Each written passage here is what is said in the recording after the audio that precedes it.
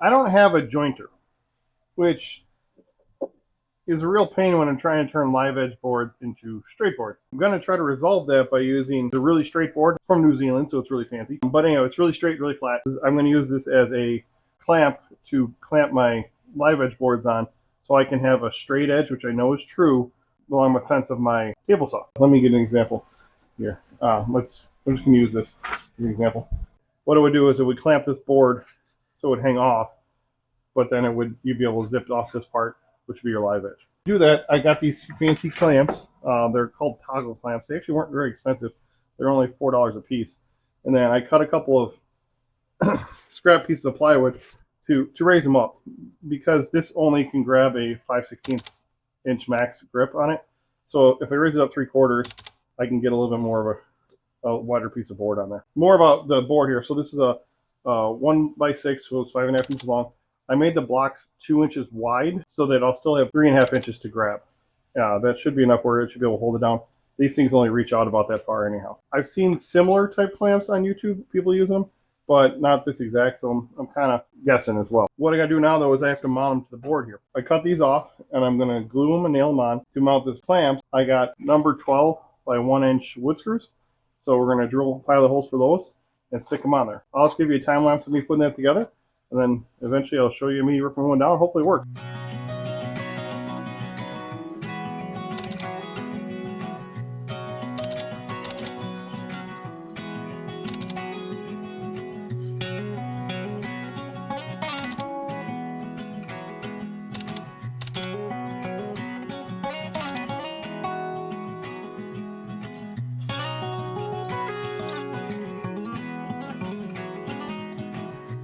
Well, I made a mistake, and I know you guys already knew this mistake because you're smart and you watch my YouTube channel. But when I assembled this, I only had put one piece of plywood on there. And what you do with that is when you go up to the fence, these little blue parts here, which the locking lever, would push into the fence, and you wouldn't be able to slide the board along there. So I corrected already because I wanted to make sure it would be good before I put it on camera here. I put an extra piece of 3/4 inch plywood in there, so raised it up enough that it would clear that. It also made it so that I could use the adjustment on the end of this a lot better, as I'm going to show you how to do the adjustment so that it holds this piece of wood in here. To adjust it, you have to loosen the bolt, and then you're going to spin it down until it touches. Okay, and then on the bottom, that was about touching, you got to move this other nut up all the way so that it tightens down. I don't want to tighten down yet. I want to make sure that it holds it with enough force, which it needs to be a little bit tighter.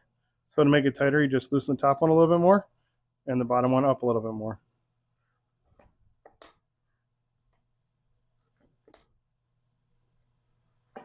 And that's about as far down as I could go. So we're going to tighten it right there. So I'm going to get those all tightened up, and then I'll set up the saw and we'll rip it from there. My blade set up all the way. It's already set up at 2 1/8 inch, which is really high. I don't really like it that, but it has to be set up high because of what we're going to be doing. And then to measure the width off of the fence here, I went from the inside edge of the board here, and I measured out where the edge of the sapwood was on the board. So it'll give me a nice good edge for where I should be able to save as much as possible. So we're going to go from there. So a pro tip I figured out after I started running these through is that if you put a piece of 3/4 inch or matching wood of whatever you have as your bottom piece, and you double side tape it on the far side of the saw blade, it will help support the board up so that it doesn't tip down.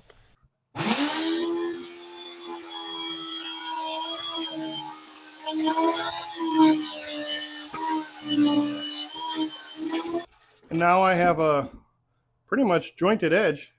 It's nice and straight and smooth. If I had a joiner, I'd run it through a few more times, but it's pretty nice. And then I could rip it down on the table saw for the width I need it to be. So this is a couple days later, and I'm in my editing area. And I forgot to do an exit video for this. So I want to thank you for watching. Hopefully this is helpful. I do find that this would be helpful a lot for what I do because, like I said at the beginning of the video, I don't have a joiner. They're kind of expensive and they take a lot of space. So this is a way that I can resolve that right now.